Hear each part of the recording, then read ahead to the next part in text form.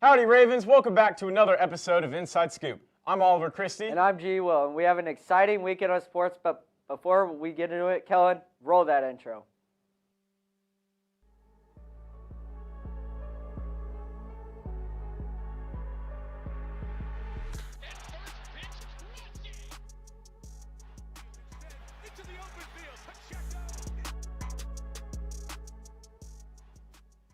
Offense was at a premium in H-Town yesterday, as neither the Warriors or the Rockets hit triple-digit point totals. The Warriors were led by the Chef and the Butler, as Steph and Jimmy scored 31 and 25 respectively, and the Rockets were carried offensively by Alperen Şengün, who scored 26. At the end, Golden State came out on top, 95-85. The Nuggets and Clippers sported the first overtime game this postseason, as they were tied at 98 at the end of regulation. Double-doubles from both Harden and Zubac helped the Clippers even with the Nuggets. But at the end of the day, 20-point games from Jokic, Aaron Gordon, and Jamal Murray helped the Nuggets eke out a win, 112-110. The Lakers flew out of the gates against Minnesota, with Luka dropping 16 in the first quarter. But Luka was about all the Lakers had going for them, and the Wolves came back and won pretty convincingly, 117-95. Luka ended the game with 37 points. The Magic and Celtics kicked off their series last night in Boston. Paulo and France hard carried Orlando as they combined for 59 points, and no other player scored more than 7. Derek White dropped 30 for Boston, and Jason Tatum had a double-double, helping the Celtics to a 103-86 victory. The Thunder proved why they're the 1 seed last night, as they stomped Memphis. 6 Thunder players scored double-digit points, led by Aaron Wiggins with 21. And on the Grizzlies side, Ja Morant and Marvin Bagley each dropped 17, with no one else eclipsing double digits.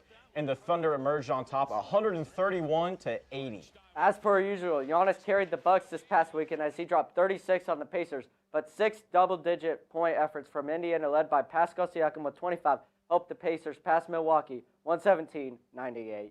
Multiple Cavaliers players had offensive explosions last night, with 5 different players on each team scoring 20-plus points, with Spida, Garland, and Ty Jerome scoring 30, 27, and 28 respectively. The Heat were led by Bam Adebayo, who scored 24 and dropped 9 rebounds, but at the end of the day, the Cavs caught a dub, 121-100. It was a battle of the offensive firehouses at Madison Square Garden between the Knicks and the Pistons, as both teams had 5 players score 10 or more points. The Knicks were led by Brunson, who scored 34 points and had 8 assists, and 12-point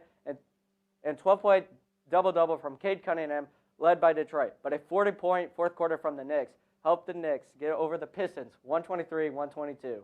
After 6 losses in a row, the Kansas City Royals have finally won another game as they salvaged the final game in a 4-set from the Detroit Tigers. It turns out MJ Melendez was the problem, as one day after he was sent down to AAA, the Royals won again, and Mark Hanna, who replaced him, was balling yesterday. The two teams were tied at 3 going into extras, and a Bobby sack fly gave KC a 4-3 lead, and Carlos Estevez shut it down in the bottom half, and the Royals squeaked out a win. The Royals look to keep the mojo going, but if that is going to happen, they need to start scoring more runs, as they haven't scored more than 4 runs since April 5th.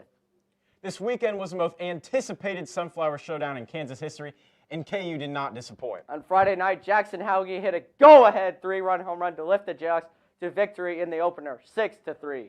In Game 1 on Saturday, Cooper Moore had a stellar performance on the mound, going 8 innings on 3 runs, punching out 8. His domination on the bump led the Jayhawks to a second win, 6-3. In the second game on Saturday, Kansas scored it in each of the first 4 innings. After the Wildcats took the lead in the top of the 4th, KU had answered and retook the lead 6-4. The game ended with a Jayhawks victory 6-5, completing the weekend sweep. Rock chalk.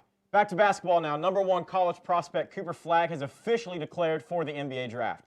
After averaging 19, 7, and 4 in his freshman season, Flagg will almost definitely be the number 1 pick selection in June. But the question remains, who will end up with the number 1 pick? Well, we have to answer that in May.